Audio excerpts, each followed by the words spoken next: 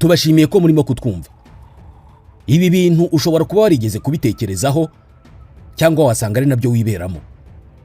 Urakora cyane, buri gihe ubyuka butaracya ukajya mu kazi, kandi mu kazi kawe uri umuntu w'indakemwa mu mico no mu myifatire. Hanze y'akazi ujya gusenga buri ku cyumweru no ku yindi minsi yategetswe. Mu gace utuyemo barakuzi kuri nta makemwa, ariko mu buzima ntabwo ugera ku byo wifuza. Umushahara wawe uwumara ku itariki ya 10, ku buryo mu mikoro yawe rwose nta kintu kiyongeraho. Birasa naho ibyo ubona mu buzima ari ikinyuranyo cy'ibyo ukorera n'ibyo wifuza.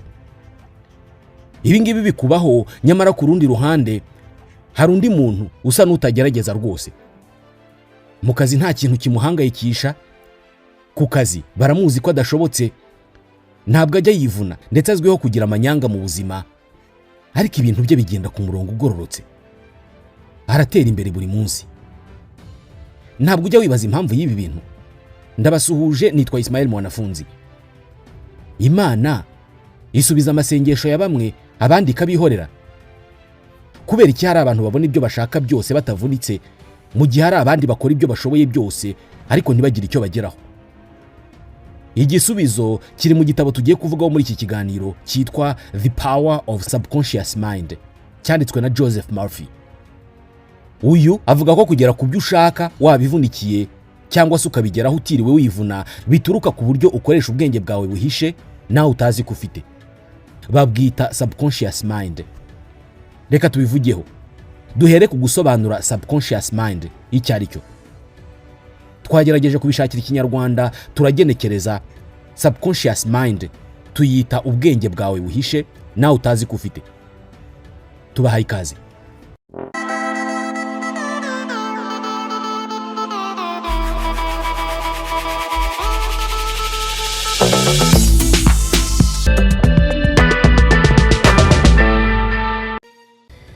Iyo ugiye kwambuka umuhanda, ureba hepfo no haruguru, ukareba niba nta modoka ihari irimo kuzigusatira. Wabona nta ihari cyangwa se ihari iri kure, ukambuka umuhanda. Ibyo ubikoresha ubwenge bwawe. Ubwo bwenge ukoresha nibwo bita conscious mind. N'ubu bwenge dukoresha ibyo dukora byose. N'ubu bwenge butuma batatwita abarwayi bo mu mutwe. Mwiga mitekerereze, ubu bwenge ukoresha ureba niba nta modoka iri hafi yawe kugira ngo wambuke, cyangwa se conscious mind. Bavuga ko ubwonko bwacu bubaye ari ubwato, ubwo bwenge bwawe bwaba ari bwo kapiteni cyangwa se umuyobozi w'ubwo bwato. Kapiteni w'ubwato ahora ari maso, areba imbere aho ubwato bugana niba nta kibazo gihari, kandi akagenzura buri kintu. Niyo mpamvu ubwenge bwacu budufasha kumenya ko uri ari umuriro, bityo ntituwukoremo. Ubu bwenge bwacu nibwo dukoresha mu kazi kacu ka buri munsi. Ibi dusanzwe tubizi. Ku rundi ruhande, niba ubwonko bwacu ari ubwato koko, aba engineer bashinzwe gukanika za moteri no kureba ko ibyuma byose by'ubwo bwato bikora neza, n'abantu baba bari hasi cyane mu bwato bareba neza ko ibintu byose biri ku murongo, ku buryo ubwato bugenda, ariko ntabwo bashobora kureba inyuma y'ubwato ngo barebe ibihari, ngo bamenye niba batagiye kugonga. Baba bari mu bwato bakurikiza amategeko atangwa na kapiteni w'ubwato, kubera ko ni ureba imbere mu bwato areba hanze y'ubwato. Mu mikorere y'ubwonko, aba ba engineer babita subconscious mind. Twagenekereje tubyita ubwenge buhishe, ubwenge buri wese afite ariko atazi ko abufite. Aba engineer bari mu bwato bakurikirana imikorere yabwo, ntabwo bazi ibibera hanze yabwo. Bo bakurikiza amategeko ya kapiteni w'ubwato. Uyu mukapiteni aramutse ayoboye ubwato nabi, bashobora no kugonga urutare bo batabizi. Icyo bakora ni ukubaha amategeko ya kapiteni w'ubwato. Uyu mukapiteni agomba kubaza ibyo akora kugira ngo ubwato bushobore kugenda. Mu by'ubwonko bw'umuntu, ubu bwenge buhishe bita subconscious mind bugereranywa n'aba ba engineer ni ubwenge bugenga ibitekerezo byawe, bugenga amarangamutima, imyizerere, imyitwarire. Ni ubwenge bufite akamaro kanini mu mibereho yacu, ariko ntabwo tuzi ko tubufite. Ni ubwenge butuma ubona umwana agiye guhanuka ahantu runaka kandi udashobora gukoresha amaboko yawe ngo umusame, ariko mu buryo nawe utazi uko ubikoze ugahita umutega ikirenge ngo nagera hasi nibura ntababare cyane. ni ubwenge bukuzamo mu gihe uri mu bihe bikomeye cyane, nko mu bihe by'ubwoba, ugafata icyemezo gikomeye kirokora ubuzima bwawe, ariko mu by'ukuri utari uzi kuzi no gukora ibyo bintu. Ni ubwenge bushobora kugusunikira gusimbuka ahantu ubundi utasimbuka mu buzima busanzwe, ariko ukahasimbuka kubera ko uri mu bihe bigoye, hari nk'ikigiye kuguhitana. Ubwenge bwawe busanzwe twese tuzi ni ubwenge bugufasha gusobanukirwa ibyo ndimo mvuga, ukamenya ko ari Ikinyarwanda kandi ukamenya igisobanuro cya buri jambo mvuga. Ni ubwenge bugufasha kumva ko umwana arimo kurira, ukamenya ko ari umwana. Ni ubwenge bukubwira ko iriya ari imodoka, bukanagufasha gukora akazi kawe ka buri munsi. Babwita conscious mind, ari nabwo muyobozi w'umubiri wawe n'imibereho yawe yose. Nta cyakubaho butabizi. Hanyuma bwa bwenge buhishe cyangwa se subconscious mind bwo ntabwo tuba tuzi ko tunabufite, kandi butegekwa n'ubwenge dusanzwe tuzi neza ko dufite. Bwo icyo bukora ni ugukurikiza amategeko yose atanzwe n'ubwenge busanzwe conscious mind. Ntabwo bujya bwibaza ibibazo ku mategeko buhawe cyangwa se amakuru buhawe, bubikurikiza uko. Ntabwo ubu bwenge bujya bwinjira mu bintu byo kumenya niba ibitekerezo byawe ari byiza cyangwa se niba ari bibi, niba ari ukuri cyangwa se niba ari ibinyoma. Bubyakira uko ubwenge bwawe busanzwe bubizanye. Ubwenge bwawe buhishe cyangwa se subconscious mind bumeze nk'ubutaka, icyo buteyeho cyose buracyakira bukakimeza kigakura, yaba ari urubuto ruribwa cyangwa se urwiri. Ni ubwenge bukurikiza icyo bubwiwe cyose n'ubwenge busanzwe. Bwo ntabwo buzi gutoranya, nta nubwo bwumva urwenya. Icyo uhaye cyose bugifata nk'ukuri. Umuntu ashobora kukuzanira igikombe kirimo ibisukika bisa n'urusenda, akakubwira ko ari urusenda, ugatangira kwitsamura kandi mu by'ukuri atari urusenda, kubera ko ubwenge bwawe busanzwe ntabwo bwabashije kumenya niba urwo ari urusenda cyangwa se atari urusenda. Ariko ubwenge bwawe buhishe bwabwiwe ko ari urusenda, bubyakira uko, bugusunikira gutangira kwitsamura. Ubwenge bwawe buhishe cyangwa se subconscious mind bushobora kwishyiramo ko urwaye, ugahita utangira gucika intege koko nk'umurwayi. Ubu bwenge buhishe ntabwo bujya impaka ku kintu icyo ari cyo cyose ububwiye. Amakuru yose ubuhaye uyakira uko. Ubu nibwo abakinnyi ba filime bakoresha bakabwira ubwonko bwabo ko bashaka kurira, nabwo bukabibwira ubwenge buhishe, maze umuntu akarira koko, amarira akaza. Ushobora kububwira ko ushaka kuruka, bukabigukorera rwose. Niyo mpamvu bavuga ko buri gihe iyo ukunda kwibwira ngo kiriya kintu ntabwo nashobora kukigurira, ntaho nakura amafaranga yo kukigura, bwa bwenge bwawe buhishe cyangwa se subconscious mind bubifata nk'ukuri koko. Buri gihe iyo ukunda kwisubiriramo kwiriya modoka udashobora kuyigurira, ubwenge bwawe buhishe bukurikira ayo mabwiriza yawe yuko iyo modoka koko utayibasha. Mu gitabo The Power of Subconscious Mind, umwanditsi Joseph Murphy avuga ko twese dufite uburenganzira bw'ibanze bwo kuba abakire. Ntuzigere na rimwe utuma hari umuntu ukubwira ko biteye isoni kuba wifuza kuba umukire. Niko avuga.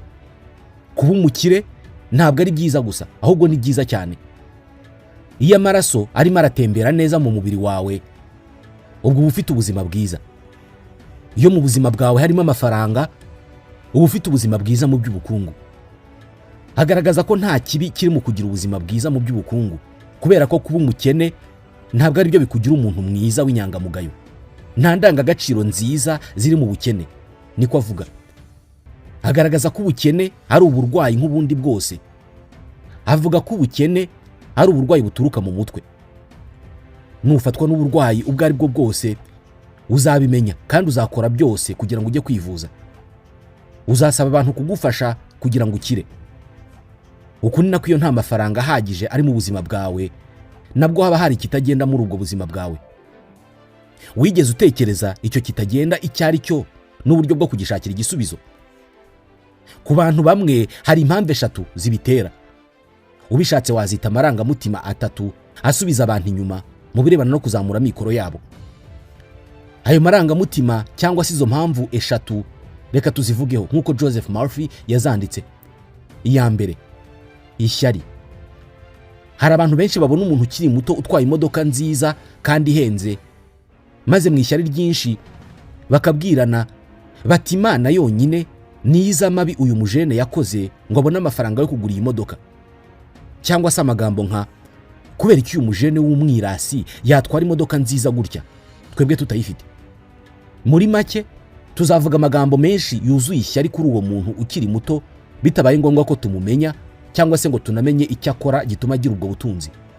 Joseph Murphy avuga ko nyuma yo gusoma iki gitabo cye abantu benshi bashobora guhindura imyitwarire yabo ndetse n'imyumvire yabo kuri iyi ngingo. Yemeza ko gushyira imbere ibitekerezo birimo ishyari no kwifuza iby'abandi ngo ni ikintu kibi cyane ku mibereho y'umuntu. Bigushyira mu mwanya utari mwiza habe na gato, bigasa n'ibisunikira ubutunzi kuguhunga. Iyo ubangamirwa kandi ugaterwa uburakari n'ubutunzi cyangwa se amahirwe y'abandi, ubusa n'usunikira ubutunzi kukugendera kure. Wibuke ibyo urwanya biragenda kubera ko birwanya nyine. Ntabwo ushobora guhamagara cyangwa se gukurura ibintu uhora unenga. Wakomeza kuba inshuti n'umuntu uhora gucyocyorora kandi akunenga? Niko Joseph Murphy abaza. Niba igisubizo ari oya, ubutunzi nabwo nuko. Ntabwo bwasanga umuntu uhora ubunegura anabuvuga nabi ngo nuko bwagiye ku wundi muntu. Ibitekerezo byose ufite ku bandi bantu ni ibitekerezo byawe kubera ko ni wowe urimo kubitekereza, ni wowe ubirema. Uko ubitekereza niko byibika mu bwenge bwawe buhishe cyangwa se subconscious mind. Ubu bwenge bwo ntabwo bufite ubwenge cyangwa se ubushobozi bwo kumenya ibyo uvuga niba ari ukuri cyangwa se niba atari ukuri, bwo kumenya ko ibyo uvuga ubivuga ku bandi gusa wowe bidakwiye kukuzaho. Joseph Murphy atekereza ko iyo ubonye umujene ugenda mu modoka nziza ukumva wishimiye ko yahawe umugisha wo kubona iyo modoka nziza, ngo biba bikwiye ko mu bwenge bwawe umwifuriza amahirwe mu buzima kandi ukamushimira kuba kweretse ko bishoboka gutunga imodoka nziza. Niba ashobora kubikora nawe wabikora. Impamvu ya kabiri Joseph Murphy avuga ko isubiza abantu inyuma: guhatiriza. Kukwereka inoti y'igihumbi iri imbere yawe hasi bakakubwira ngo unamuyitore bizakorohera cyane kubera ko nuguca bugufi ukayifata ukayibika. Ariko noneho tekereza iyo noti iba iri muri metero 50 hejuru y'igikuta. Ntabwo byakorohera kuyifata. Ubushake bwawe bwo kurira icyo gikuta ngo ufate ya noti kandi nta rwego ruhari bwahita butangira gukimbirana n'ibitekerezo by'uburyo ukeneye ayo mafaranga. Watangira gutekereza uburyo niwurira ushobora guhanuka ukavunika. Ku rundi ruhande waba utekereza uburyo ayo mafaranga uyakeneye, ariko ubwoba bwo guhanuka bugakomeza kukubuza gufata icyemezo ngo wurire. Uko ukomeza gutekereza ingaruka wagira uramutse uguye, niko bikomeza cyane igitekerezo cyo kurira bikarangira ko kuturiye. Joseph Murphy yemeza ko gutekereza cyane ku gutsindwa bigusunikira ku gutsindwa. Ni nko gufata icyemezo cyo kudatekereza ku nkoko y'ubururu. Uti ntabwo nshaka gutekereza inkoko y'ubururu. Ibi ngibi bihita bituma igitekerezo cy'inkoko y'ubururu kiganza mu bwenge bwawe ahubwo. Kandi ubwenge bw'umuntu buhishe cyangwa se subconscious mind buri gihe bufata icyemezo bushingiye ku gitekerezo kiganje mu bwenge bw'umuntu. Igihe cyose mu bwenge bwawe igitekerezo kiganjemo ari igifitanye isano no gutsindwa, nibyo birangira bibayeho. Ni iyihe soko y'ikibazo hano? Ikibazo ni uko urimo guhatiriza. Murphy avuga ko ari igitekerezo kibi cyane gushaka gusunikira subconscious mind yawe kwemera ibyo ushaka ukoresheje kuba ubishaka gusa. Bizarangira igisubizo kibaye ikinyuranyo cy'ibyo ubundi wifuzaga. Atekereza ko uburyo butarimo guhatiriza ari bwo butanga umusaruro. Abantu benshi bigeze kwisanga mu bibazo nk'ibi ngibi. Winjiye mu kizamini wizeye neza rwose ko amasomo yumva, ariko bakakuzanira urupapuro rw'ikizamini ukayoberwa aho ubwenge bwawe bugiye. Ibibazo byose ukabona nta na kimwe muri byo wabonera igisubizo. Uko ugerageza cyane kwibuka niko ibisubizo bijya kure yawe. Nyamara wasohoka muri sale y'ikizamini, igitutu ubwenge bwawe bwari buriho kikagabanuka, ugatangira kwibuka bya bisubizo. Ushobora gutekereza ko abanzi bakuroze ngo nujye ugera imbere y'ikizamini ubwenge bwawe bujye bugenda. Nyamara ikosa wakoze nuko wihatiye cyangwa se wisunikiye ku gahato kwibuka ibisubizo. Igisubizo uyu mwanditsi atanga hano ni ukugerageza gutuza, ntiwihatire kubona ibisubizo ako kanya cyangwa se ngo wivune cyane ushaka kugera ku ntego yawe. Icyo usabwa gusa ni ukumenya uburyo umusaruro w'ibyo ushaka uzaba umeze, ubundi ukagerageza gutekereza cyangwa se kwiyumvisha ibyishimo uzagira nugera kuri izo ntego zawe. Avuga ko kwiyumvisha ibyo bita feeling ndetse n'ibitekerezo ari byo bintu by'ingenzi ku bwenge bw'umuntu buhishe bituma bugusunikira kugera ku cyo ushaka kugeraho. Igitekerezo cyawe gishya cy'ibyo ushaka gukora ukwiye kugitekereza uburyo bizaba bimeze umunsi kizaba cyamaze gutanga umusaruro.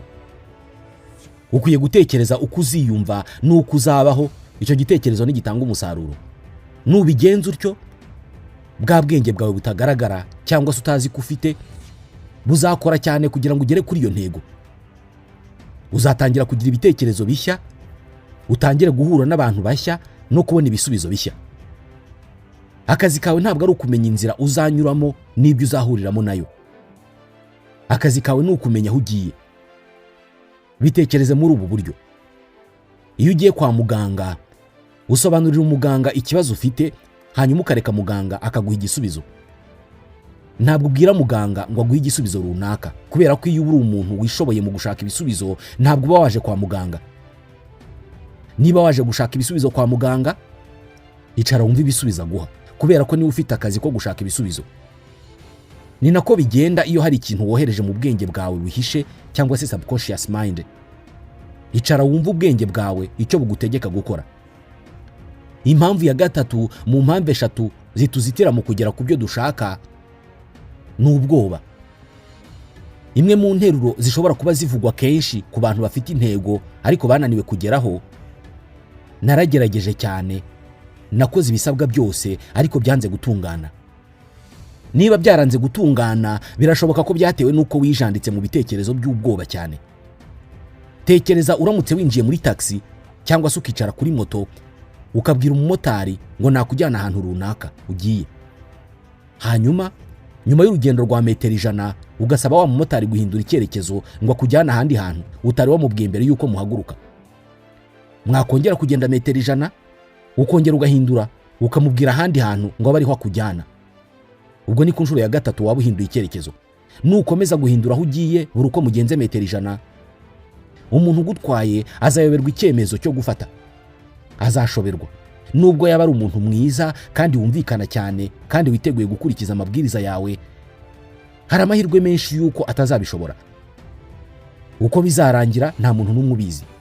Joseph Murphy yemeza ko ari uko bigenda iyo mu bwonko bwawe cyangwa se mu bwenge bwawe ushatse kugira icyo ugeraho ariko kikaba kidasobanutse neza. Yemeza ko ugomba kugira igitekerezo kigaragara neza mu bwenge bwawe kugira ngo bugufashe. Uba ugomba gufata umwanzuro mbere yuko utangira igikorwa. Nk'uko twigeze kubivugaho, igitekerezo gishyirwa mu bikorwa nicyo twahaye umwanya uhagije mu bwenge bwacu. Urugero, igihe ufite ikizamini cy'akazi cyangwa se ikizamini cy'ishuri, inshuro nyinshi hari ubwo umara umwanya munini utekereza ku gutsindwa. Gutsindwa nibyo bwa bwenge bwawe buhishe bubika, kandi koko bikarangira utsinzwe. Joseph Murphy avuga ko ubwoba bwo gutsindwa birangira buremye gutsindwa koko. Uyu mwanditsi yagaragaje zimwe muri tekinike cyangwa se uburyo umuntu ashobora gukoresha mu gutsinda ubwoba. Niba utinya koga kubera kutinya kurohama, tangira buri munsi ujye ufata iminota nk'itanu cyangwa se 10 wicara ahantu hamwe utanyeganyega, ubikore nka 3 cyangwa se 4 ku munsi. Mu gihe wicaye utarimo kunyeganyega, ujye wishyira mu mwanya wo gutuza no kumva nta bintu byinshi utekereza, ubundi utekereze urimo koga mu mazi menshi. Ugerageze kwiyumvisha amazi akonje arimo aragutwara, nawe unyeganyeza amaboko n'amaguru buhoro buhoro. Yemeza ko ibingibi bizorohereza ubwenge bwawe mu gutekereza ko koga nta kintu kigoye kibirimo kandi uzabikunda cyane. Uko kwiyumva nkaho urimo koga bizagenda byibika muri subconscious mind yawe cyangwa se muri bwa bwenge bwawe buhishe. Igihe uzagira mu mazi koga cyose waramenyereye koga mu bitekerezo, uzabikunda cyane kandi ntabwo bizagutera ubwoba. Niko Bwana Murphy abivuga. Iri ni itegeko rusange. Iyi tekinike ushobora kuyikoresha no ku bundi bwoba bwose ugira, nk'ubw'ibizamini, interview cyangwa se kuvugira mu ruhame. Muri iki gitabo kandi umwanditsi yigisha abantu uburyo bwo kurema intego zabo mu bitekerezo. Ubu ni uburyo bwo kurema ibitekerezo bikwereka umusaruro w'ibyo wifuza kugeraho. Niba wifuza kuzagura imodoka, ukwiye gutangira kuyishushanya mu bitekerezo byawe, ndetse nawe ukishushanya uyicayemo, utagikererwa ku kazi cyangwa se utakinyagirwa mu gihe imvura yaguye. Joseph Murphy avuga ko ari byiza kurema ibi bitekerezo mu buryo buhamye, ku buryo usa naho rwose urimo kuba muri ibyo bihe. Hano ushobora kubaza uti bishoboka bite kubona ibintu bitarabaho? Niba nshaka kubaka inzu, urashaka ko nyibonamo nte kandi nta n'ikibanza mfite? Kuri iki kibazo uyu mwanditsi asubiza yego rwose, birashoboka kubona no kureba ibintu bitarabaho. Uku niko mudasobwa na telefoni dukoresha zabayeho. Hari umuntu wabibonye mbere yuko bibaho. Ushobora kuba warigeze kumva imvugo ngo ntuzigere ubara imishwi y'inkoko zawe mu gihe zitaranaturaga. Ibi ngibi ntabwo ari byo 100%, kubera ko twebwe abantu dushobora kubara imishwi yacu na mbere yuko inkoko zitera amagi. Bariya abantu bakora imbata z'inzu ni ibi ngibi bashinzwe. Inzu bayibona uko iteye mu gihe mu kibanza hagiteyemo imyumbati. Uyu mwanditsi avuga ko byaba bitarimo ubwenge bwinshi gutangira gukora igikorwa icyo ari cyo cyose utarabanje kukirema mu bitekerezo byawe ngo urebe uko kigomba kuba gisa, ndetse unatekereze uko ubuzima bwawe buzahinduka igihe uzaba wakigezeho.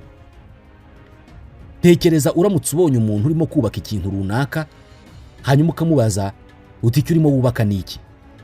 Akagusubiza ko atazi icyo ari cyo.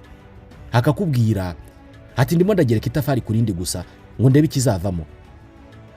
Birashoboka ko wahita uhamagara ubuyobozi ngo butware uwo muntu kugira ngo atigirira nabi cyangwa se ngo agire undi agirira nabi. Iyi niyo mpamvu avuga ko atari byiza gusa, ahubwo ari ngombwa kubanza kubaka ibitekerezo mbere yo gutangira kugira icyo ushyira mu bikorwa. Igihe cyiza cyo kurema ibitekerezo by'ibyo ushaka kuzakora ni mbere gato yo kujya kuryama, cyangwa se mu gihe wicaye nta kindi kintu ufite cyo gukora kandi nta bintu byinshi biguhangayikishije. Iki gihe ni cyiza mu kubaka ibi bitekerezo, kubera ko muri iki gihe nibwo amakimbirane hagati y'ubwenge bwawe busanzwe conscious mind ndetse n'ubwenge bwawe buhishwe aba ari make.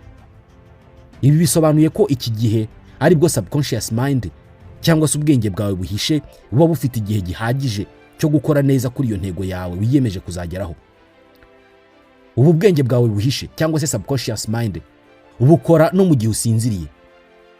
Ntabwo ari nk'ubu bwenge busanzwe bukora ari ukuri maso aho ushobora gufata ibyemezo. Twese dutekereza ko tunanirwa maze mu ijoro tukajya kuryama tugasinzira kugira ngo umubiri wacu uruhuke, ariko mu by'ukuri nta kintu na kimwe kikuriho kiruhuka iyo usinziriye. Umutima wawe, ibihaha n'ibindi bice by'umubiri bikubeshaho byose biguma mu kazi iyo usinziriye. Iyo wariye mbere yo kuryama, ibyo wariye biragogorwa mu gihe usinziriye. Inzara zawe n'umusatsi bikomeza gukura iyo usinziriye. Ni kimwe nuko subconscious mind yawe ikomeza gukora iyo usinziriye. Ibirimo kugenzura ibikorwa byose bikubeshaho.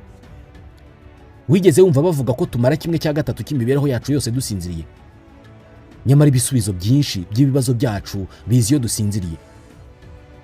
Ubundi buryo bugaragara muri iki gitabo nk'inzira yo kubona ibisubizo by'ibibazo byacu dukoresheje ubwenge buhishwe cyangwa se tutazi ko dufite, aribwo subconscious mind, ni ukumenya kwakira inama zitangwa n'ubu bwenge.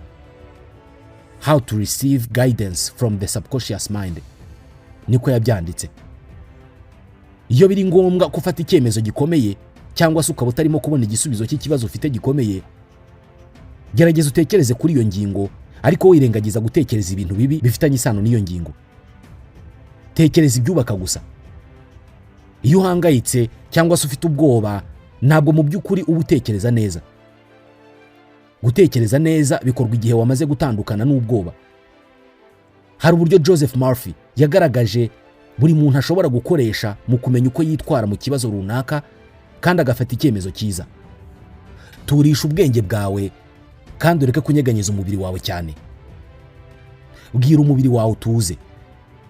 Irinde kujarajaza ibitekerezo byawe, ahubwo ubyerekeze ku gushaka igisubizo cy'ikibazo cyawe. Tekereza ku buryo uzishima nubona igisubizo gikwiye. Reka ubwenge bwawe bwumva ibyishimo ushobora kugira nyuma yo kwikemurira ikibazo. Agaragaza ko ibingibi ari byiza kubikora mbere gato yo kuryama, ku buryo ari cyo kintu cya nyuma ukora mbere yo gusinzira. Nubyuka mu gitondo ukaba utabonye igisubizo, shaka uko wahugira mu bindi bintu. Mu gihe ugiye mu bindi, birashoboka cyane ko igisubizo kizakuzamo. Birashoboka ko igisubizo kitaza mu ijoro rimwe. Niba kitaje iri joro, uze kongera ubikore mu ijoro rikurikiyeho. Bishobora kuzatinda igisubizo kikaza, anavuga ko ibyiza ari ukwizera ko uko byagenda kose igisubizo kizaza. Anajya kure akavuga ko ukwiye kwihatira kugira ibyishimo nk'ibyo wumva uzagira nubona igisubizo cy'ikibazo cyawe, kubera ko subconscious mind yawe cyangwa se bwa bwenge bwawe buhishwe buzazana igisubizo bugendeye ku buryo urimo wiyumva. Avuga ko iyo myiyumvire yawe ku birebana n'icyo kibazo ari ikurura igisubizo.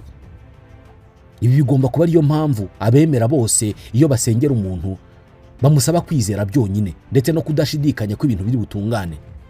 Muri iki gitabo harimo ingero nyinshi zerekana uburyo abantu bamwe bakoresheje iyi tekinike mu kubona ibisubizo by'ibibazo byabo. Urugero ruto muza atanga ni urw'ibyabaye ku mwanditsi w'iki gitabo ubwe, Joseph Murphy. Avuga ko yigeze gukoresha iyi tekinike mu kubona impeta ye yari yarabuze. Nyuma yo kugerageza inshuro nyinshi atabona iyo mpeta ye kandi y'agaciro gakomeye, yaje gutekereza kubaza umuturanyi we witwa Robert. Ibi yakoze byo kubaza Robert nta bwenge bwinshi bwari bubirimo, kubera ko Robert yari umwana muto. Nta buryo na bumwe yashoboraga kumenya aho iyo mpeta ye iherereye. Mu cyizere gike, Joseph Murphy yabajije Robert ati nta mpeta yanjye waba waramboneye? Mu buryo atatekerezaga, uwo mwana yahise amubwira ati narayitoraguye ejo bundi, nayishyize ku meza mu rugo. Ati reka njye kuyikuzanira. Indi ngingo ikomeye iri muri iki gitabo ni uburyo bwo gukoresha ubu bwenge buhishe cyangwa se subconscious mind mu kubabarira. Iyi ni ingingo ikomeye cyane kubera ko amakimbirane hagati y'abantu ni imwe mu mpamvu zizitira benshi bikababuza kugera ku byo bifuza kugeraho muri ubu buzima. Kuri iyi ngingo dore interuro y'umwanditsi. Ubuzima buri gihe burakubabarira. Bukubabarira iyo witemye ku rutoki bugakiza igikomere cyawe, bukubabarira iyo witwitse ahantu runaka bukameza urundi ruhu ugakira, umubiri ugasubirana. Ubuzima ntabwo bwigeze na rimwe bukugirira inzika. Buri gihe burababarira. Natwe dukwiye gukora nkabwo. Tumara amezi menshi cyane twaribabaje twishinja amakosa kubera ibyo twakoze bitagenze uko twabyifuzaga. Duhora twishinja kandi tukumva agahinda buri gihe iyo twibutse ibyo tutakoze neza. Buri wese muri twe afite ikintu kimwe cyangwa se byinshi atigeze yibagirwa yakoze mu gihe cyashize, ikintu yicuza. Bishobora kuba amagambo mabi wigeze kubwira ababyeyi bawe akabababaza cyane, cyangwa se kikaba ikintu wakoreye inshuti yawe ukaba warananiwe kukibagirwa. Joseph Murphy agaragaza ko niba ibi byarakubayeho ukwiye gukora ibi bintu.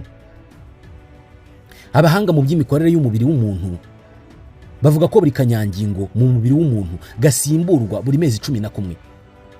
Ibi bisobanuye ko umuntu yiyuburura cyangwa se avuka bundi bushya buri mezi 11. Agaragaza ko umuntu wakoze ibyo bintu bibi wishinja buri munsi uba atakiriho, yarapfuye, yavuyeho mu mezi 11 ashize.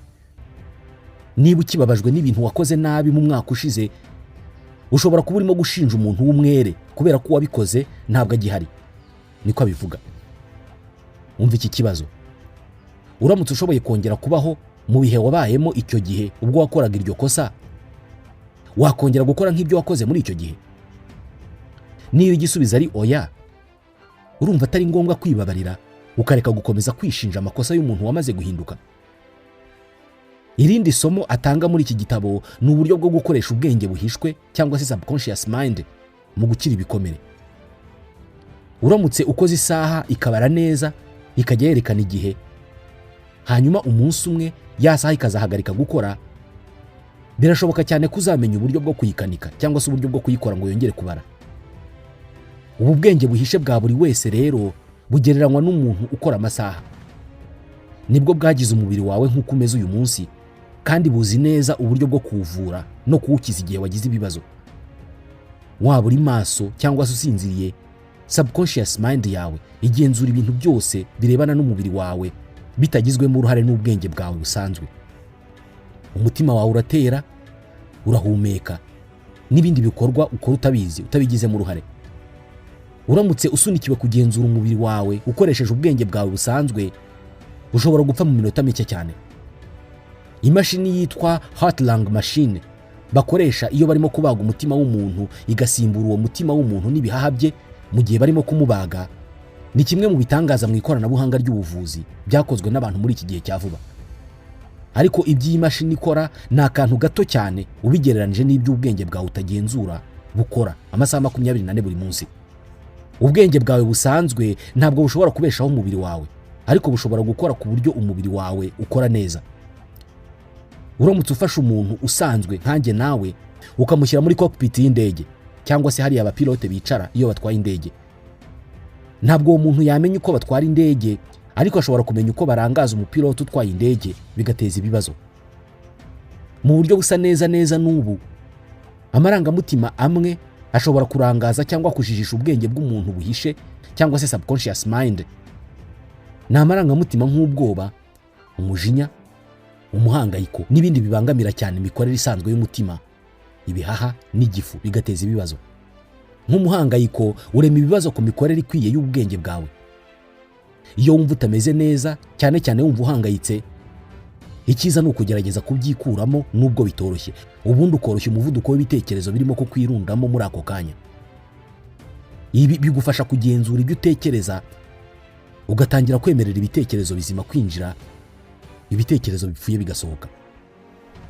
Byemezwa ko ibanga ry'imibereho myiza rikora kurusha andi yose ari ukugenzura ibitekerezo byawe.